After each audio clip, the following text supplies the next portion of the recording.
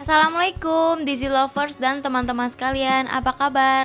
Semoga kalian baik-baik aja dan selalu dilindungi oleh Allah ya, amin. Nah, di video ini aku mau ngelanjutin alur cerita di Liris Ertugrul episode 5 part 2.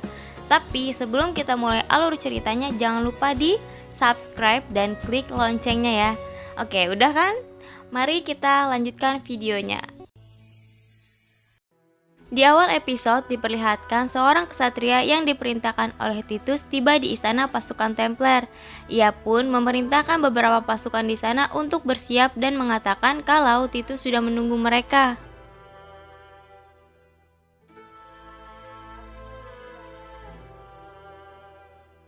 Lalu saat Petruchio tiba di istana, ia kedatangan seorang tamu bernama Kardinal Thomas. Ia adalah seorang gerejawan utusan dari gereja Roma. Petruchio dan Kardinal Thomas, mereka sebenarnya tidak menyukai satu sama lain. Tapi mau tak mau, Petruchio harus bersikap baik padanya karena Kardinal lah yang akan memberikan laporan persetujuan untuk pembentukan pasukan salib baru yang mana dibutuhkan Petruchio untuk perebutan Yerusalem. Kardinal Thomas datang untuk menyampaikan pesan dari gereja Roma bahwa mereka memiliki kecurigaan terhadap Petruchio. Mereka harus yakin sebelum membentuk pasukan salib baru. Petruchio pun bertanya bagaimana caranya supaya ia yakin. Kardinal pun menjawab, kau harus mengembalikan peninggalan yang dicuri orang kafir itu dari mereka, dan kau tahu benar siapa yang melakukannya. Orang yang mereka maksud adalah Syekh Ibnu Arabi. Kemudian Petruchio langsung menemui kakaknya di ruang bawah tanah yang merupakan murid dari Syekh Ibnu Arabi. Saat ia tiba, ia menyapa kakaknya dengan panggilan saudara. Namun kakaknya tampak heran dengan panggilan itu. Lalu Petruchio menjalankan rencananya supaya ia mendapatkan tujuannya. Ia pun berkata, aku ingat hari di mana ibu melahirkanmu. Sayangnya saudara seharusnya tidak memperlakukan saudaranya seperti itu. Kakaknya tampak marah lalu menyuruhnya keluar, tapi Petruchio tetap melanjutkannya. Bukan hanya saudaramu, kau menghancurkan keluargamu berkeping-keping. Kau mengikuti orang kafir itu, istrimu, anakmu. Kau penyebab hancurnya segala milikmu, tapi kita adalah saudara. Jika kau dapat membawa kembali peninggalan kita dari Ibnu Arabi, aku akan membuat keluargamu memaafkanmu. Kakaknya pun bertanya padanya, apakah kau berharap aku akan mengkhianati guruku?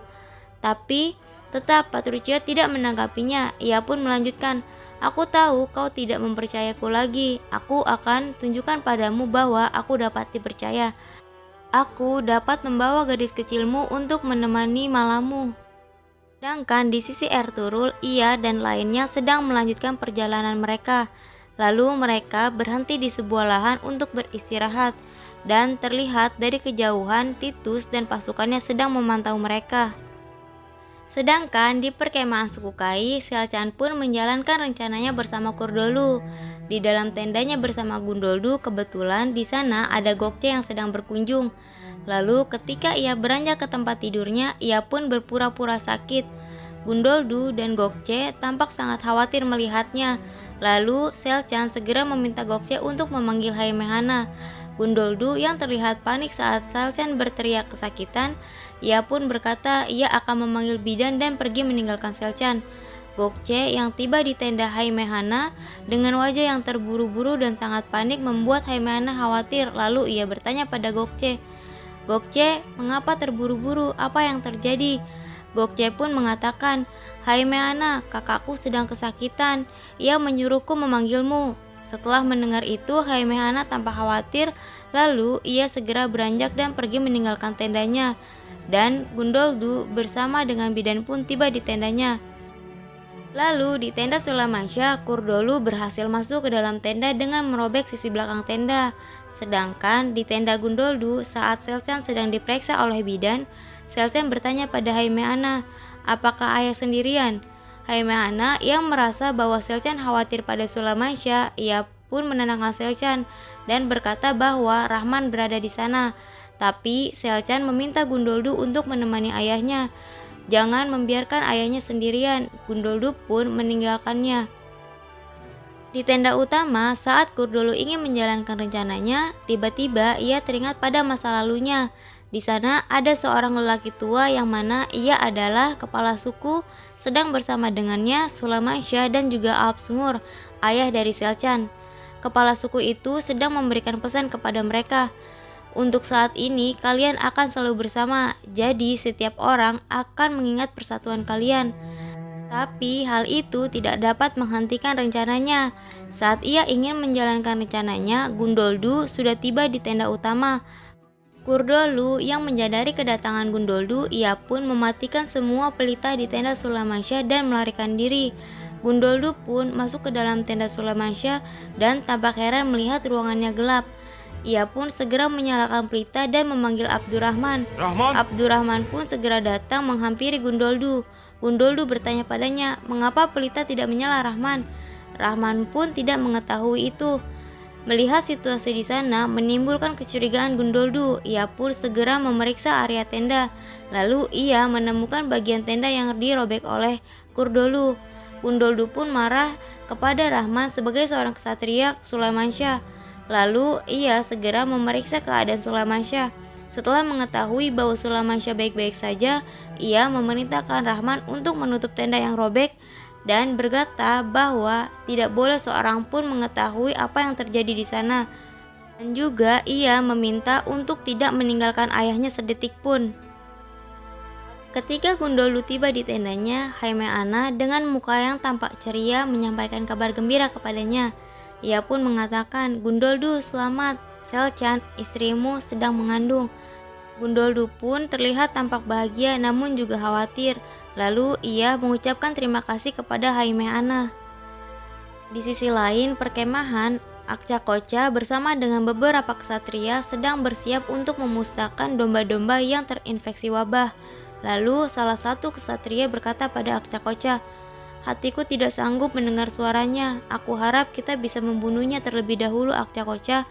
Akcakoca pun menanggapi, "Penyakit ini tidak seperti yang kau bayangkan. Jika kau menyentuh darah binatang ini, seluruh suku akan tertular." Lalu mereka pun membakar domba-domba itu hidup-hidup. Namun dari kejauhan terlihat seorang anak sedang memeluk seekor anak domba, yang mana ini bisa berdampak kepada seluruh suku. Lalu di kastil pasukan Templar, Eleonora yang sudah sejak dulu menanyakan keberadaan ayahnya, akhirnya dibawa oleh Mario ke ruang bawah tanah atas perintah Petruchio. Eleonora setelah bertahun-tahun tidak bertemu dengan ayahnya, hal itu membuatnya sangat bahagia. Saat bertemu, ayah dan anak itu pun saling menyapa dalam rindu, bertanya keadaan masing-masing. Tapi tiba-tiba Eleonora ditusuk dengan belati oleh seorang tangan kanan Petruchio yang disaksikan langsung oleh ayahnya. Dan itu merupakan sebuah konsekuensi baginya dari Petruchio karena ia tidak memberitahu keberadaan pusaka Syekh Ibnu Arabi. Di pagi hari, di tempat peristirahatan, Halime menghampiri Ertugrul yang sedang berjaga. Ia mengatakan bahwa ia tidak bisa tidur. Lalu Ertugrul yang tampak serius berkata pada Halime, "Halime, kau tahu, ada beribu kesulitan yang dapat diselesaikan dengan kekuatan fisik dan kekuatan iman. Tapi ada beban lain, sebuah beban yang indah dan membakar hatiku, dan itu hanya bisa disembuhkan olehmu." Kijang bermata indah itu, dia membawaku padamu dan membuatku jatuh cinta, sementara aku hampir membakar nyawanya. Hatiku terbakar oleh cinta yang membara sejak pertama melihatmu. Tapi sebelum Ertugrul menyelesaikan perkataannya, Halime berdiri dan berkata, "Jangan dilanjutkan, Ertugrul." Tapi Ertugrul tetap melanjutkan apa yang ingin ia katakan. "Aku tidak bisa membiarkanmu pergi dariku. Jangan pergi, tinggallah bersamaku. Jadilah sultanah di hatiku, ibu dari anak-anakku, dan jadilah teman hidupku." Halime yang tampak menahan perasaannya berkata pada Ertugrul, "Kau adalah seorang pemberani, jujur, berhati mulia Ertugrul Bey. Kami tidak hanya berhutang satu hal padamu, tapi ribuan. Tapi takdirku telah dituliskan, aku tidak bisa meninggalkan ayah dan adikku untuk mengejar cinta. Aku saja tidak bisa menjadi sultanah di tempat lahirku. Bagaimana aku bisa menjadi sultanah di hatimu?" Ertugrul dengan tenang bertanya pada Halime, "Itu perkataan lisanmu, bagaimana dengan hatimu? Apa yang dikatakan hatimu, Halime?" Halime yang tampak sedih mengatakan pada Ertugrul, Apa yang lidahku katakan adalah perkataan dari hatiku. Lalu ketika Halimah hendak pergi meninggalkan Ertugrul mencegahnya, tapi di saat bersamaan dari kejauhan Halimah melihat itu sedang memanah ke arah Ertugrul dan ia pun menghalanginya serta menyelamatkan Ertugrul dari anak panah itu sehingga anak panah itu melesat tepat di dirinya. Begitu besar pengorbanan Halimah untuk Ertugrul, apa benar ia tidak mencintai Ertugrul? Bagaimana kelanjutan ceritanya? Tunggu di episode selanjutnya. Terima kasih, jangan lupa like, comment, dan subscribe ya teman-teman sekalian. Thank you.